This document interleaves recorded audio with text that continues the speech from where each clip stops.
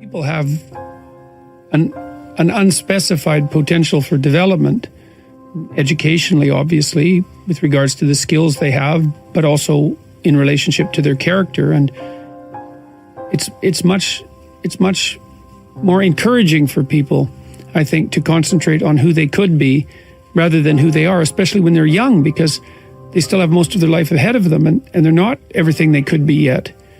And so to tell people even something like, well, you should feel good about yourself the way you are, it's like, well, that there's something there that's seriously lacking, because there's so much more that you could be, that you need to be, and that you should be aiming at. The problem with being okay the way you are is that you don't have a goal then.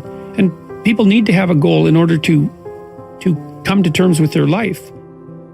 The baboon here, who's supposed to be basically just a fool when the story was first written, he turned into what's essentially a shaman across time. And so he represents the self from the Jungian perspective. Now the self is everything you could be across time. So imagine that there's you and there's the potential inside you, whatever that is, you know. And potential is an interesting idea because it represents something that isn't yet real, yet we act like it's real. Because people will say to you, you should live up to your potential. And that potential is partly what you could be if you interacted with the world in a manner that would gain you the most information, right? Because you build yourself out of the information in the Piagetian sense.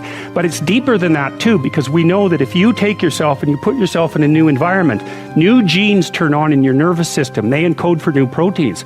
And so you're full of biological potential that won't be realized unless you move yourself around in the world into different challenging circumstances, and that'll turn on different circuits. So it's not merely that you're incorporating information from the outside world in the constructivist sense. It's that by exposing yourself to different environments, you put different physiological demands on yourself all the way down to the genetic level, and that manifests new elements of you.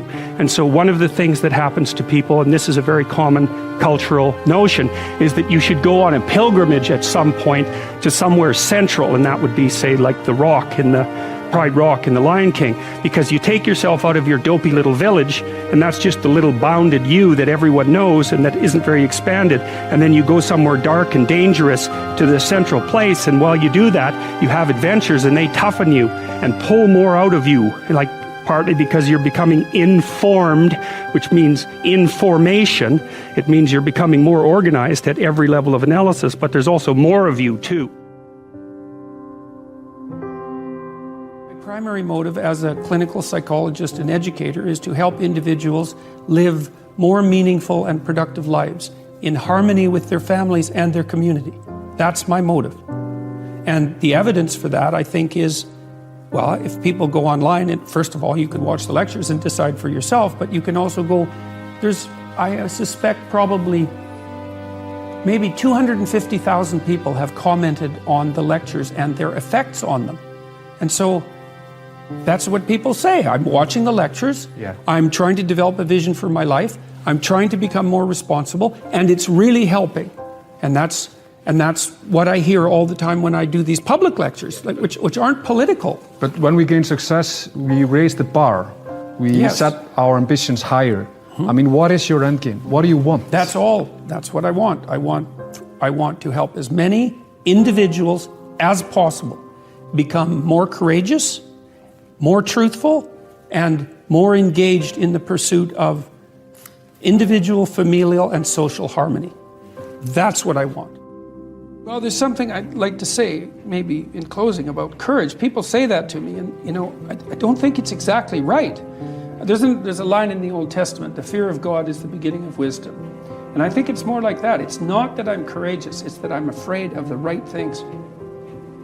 So when I made my videos, it wasn't like that didn't make me nervous. But I was less nervous about going back to bed and not saying what I had to say than I was about making the videos. Because I know where this is going. I don't want to go there. And so it's not so much courage, it's that it's a matter of, it's less risky to say something than to remain silent when you know there's something to be said. I know that to be the case. And so lots of times in life, it's like there's no pathway forward that's going to shield you from risk. You get to pick this risk, or you get to pick this risk. And I think I picked the lesser risk. And that might be wise, but I'm not so sure it's courageous. Tell your kid, here's an impossible thing, why don't you go out and fail?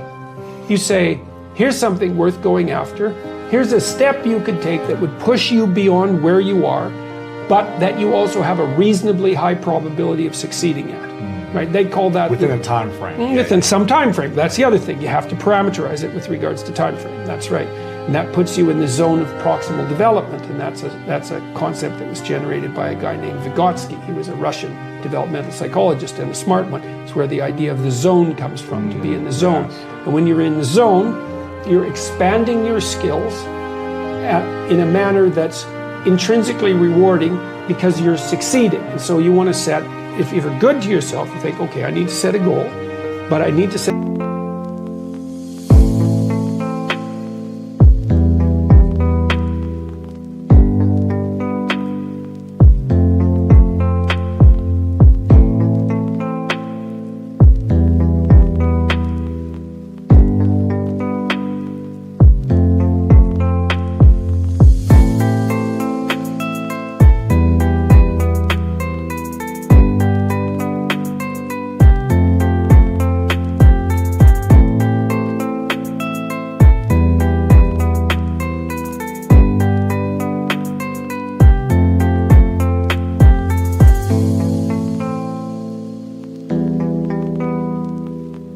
goal that someone as stupid and useless as me could probably attain if they put some effort into it.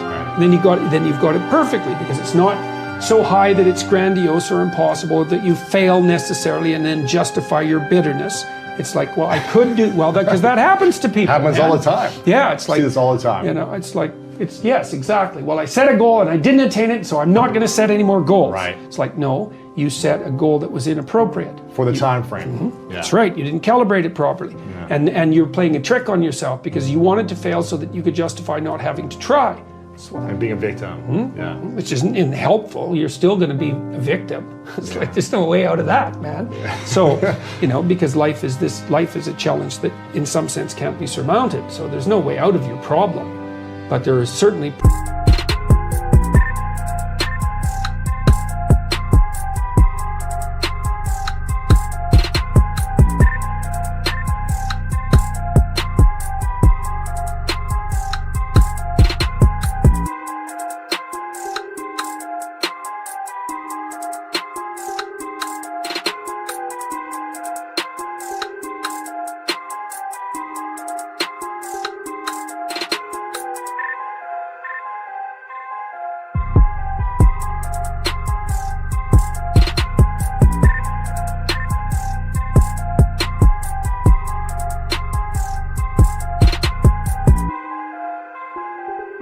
proper ways of dealing with it. Yeah.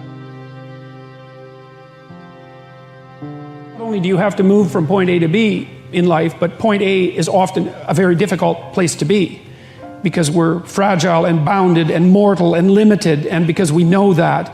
And so one of the implications of that, as many great religious traditions are at pains to illustrate or demonstrate or proclaim, is that life is essentially suffering.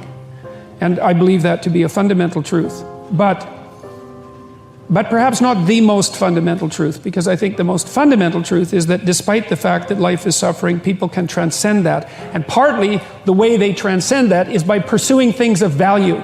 And so that if there is no value proposition at hand, then you have no meaning to justify the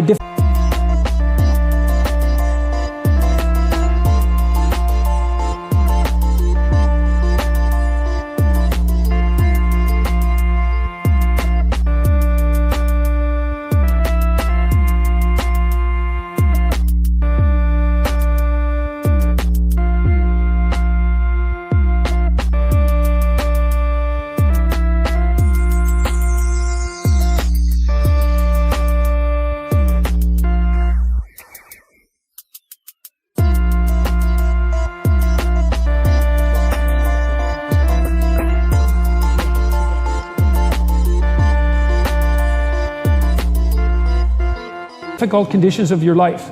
And that's brutally difficult for people.